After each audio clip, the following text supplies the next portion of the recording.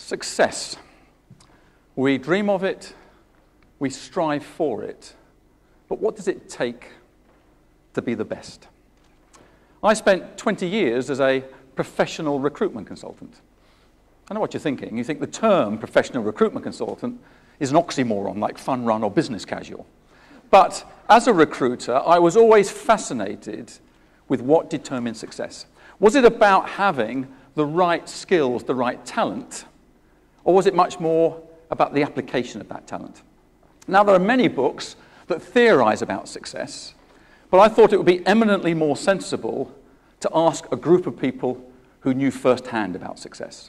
So about 12 years ago, I embarked upon a series of interviews with high achievers from business, politics, media, and the sport. Over the years, I've interviewed multimillionaire entrepreneurs, corporate leaders, government ministers, and Olympic champions. And there was a chorus of agreement from all of them was their success was much more to do with their attitude than their ability. Ron Dennis, the team chief of the McLaren Formula One team, said, "Life is a mind game. And if you want to be successful, it starts and finishes with the mind." Sally Gunnell said, "The difference between a silver and a gold medal is purely down to mental attitude." And of course, the good news for us all is we can choose our attitude. Something that determines the difference between the best and the rest of us is the best have the same dreams as us, but they have the ability to make those dreams real. Michael Johnson, the world and Olympic 400 meters champion, said, "I craft my dreams into ambitions. I refine my ambitions into goals. I turn my goals into plans." Adrian Morehouse, the Olympic swimmer, planned to win Olympic gold medal at the age of 12. He'd walked into his local swimming baths in Harrogate in Yorkshire after seeing his fellow countryman David Wilkie win at the Montreal Olympics. He went into a coach and said, "I want to be Olympic champion." And the coach, instead of telling him to run along and not be silly, said, "Okay, if you're going to be Olympic champion, what time are you going to win it in?" And they sat down by the poolside for 20 minutes or so, discussing and predicting the winning time in the Olympic 100-meter breaststroke final in 8 years' time when Morehouse would be 20.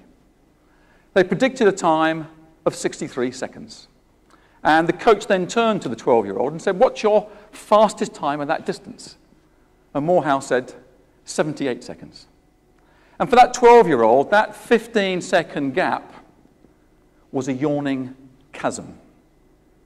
So the coach broke it down by year, by month, by week, by day, and showed the 12-year-old if he improved his performance by less than 1/5,000th of a second per day, he could be Olympic champion.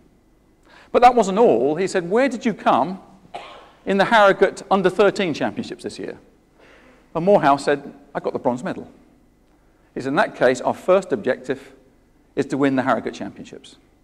We'll then enter the Yorkshire Championships, then the North of England, then All England," because he broke it down to make it achievable. Successful people not only set goals and objectives for themselves, they have the drive and determination to overcome the problems and setbacks along the way. They don't give up easily, they don't take no for an answer, and they have persistence and tenacity.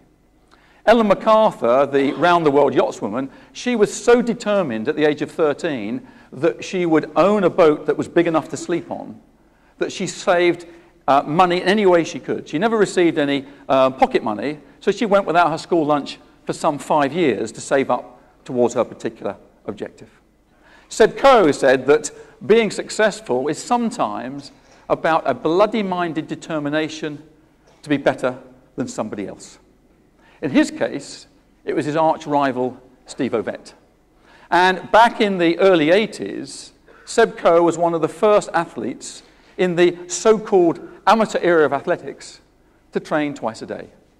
And not unsurprisingly, he decided to take Christmas Day off. So he got up like most of us, had a leisurely breakfast, opened his presents, but at the back of his mind, all he could think about was his rival. And by 11 o'clock, He couldn't take it any longer. He put on his tracksuit and his running shoes and went out for a training run. And came back feeling a whole lot better and sat down and had his Christmas lunch. His Christmas pudding was spoiled again because he kept on thinking about Steve Ovett. So after lunch, he put on his tracksuit and his training shoes and went for a second training run. And in fact, that evening, he went for a third time, the only time that year he trained 3 times, because he couldn't believe his arrival would train 3 times on Christmas Day.